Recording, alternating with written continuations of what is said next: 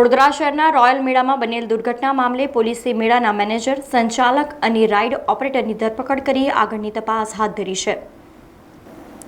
વડોદરા શહેરના માંજરપુર વિસ્તારમાં આવેલ રોયલ મેળામાં હેલિકોપ્ટરની રાઇડની સ્પીડ વધી જતા દરવાજો ખુલી ગયો હતો અને બાળકો તેમાંથી નીચે પટકાયા હતા। આ દુર્ઘટનામાં પોલીસે આગળની કાર્યવાહી હાથ ધરાતા મેળાના મેનેજર, સંચાલક અને રાઇડ ઓપરેટરની ધરપકડ કરી આગળની તપાસ હાથ ધરી છે। આ અંગે ડીસીપી જુલી કોઠિયાએ વધુ માહિતી આપી હતી, જેમાં તેમણે જણાવ્યું હતું કે આ ઘટનામાં બાળકના પિતાએ મેળાના સંચાલક, મેનેજર અને ઓપરેટર વિરુદ્ધ ફરિયાદ નોંધાવી હતી। પોલીસ તપાસમાં આયોજકોએ તમામ વિભાગની મંજૂરી લઈને રોયલ મેળો ચાલુ કર્યો હતો। જો કે 4 રાઇડની મંજૂરી લેવામાં નહીં આવી હોવાની વિગતો ધ્યાનમાં આવી હતી, જેમાં પોલીસે આ મામલે બનાવેલી કમિટી હાલ તપાસ કરી રહી છે।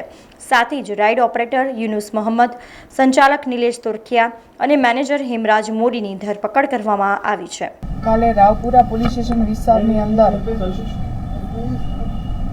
જે રોયલ મેળાનું એક આયોજન હતું। આ રોયલ મેળાની અંદર એક જે હેલિકોપ્ટર આકારના રાઇડ્સની સ્પીડ વધી જતાં એનો દરવાજો ખુલી જતાં બાળક નીચે પડવાનો જે બનાવ બનેલો હતો એ બનાવ અન્વયે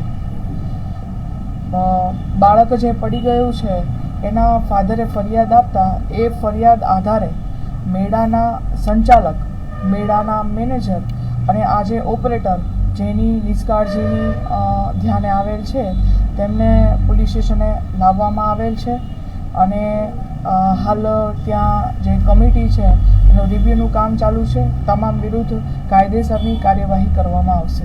જો ઇન્સ્પેક્શન રિપોર્ટ આવશે ત્યાર પછી અંદાજ આવશે કે ક્ષતિ શું આપણા ધ્યાને મૂકીશું। સમાચારોના સતત અપડેટ માટે TNN ન્યૂઝને YouTube પર સબસ્ક્રાઇબ કરી બેલ આઇકોન પ્રેસ કરો અને અમારી સાથે જોડાયેલા રહો Facebook, Instagram અને Twitter ઉપર।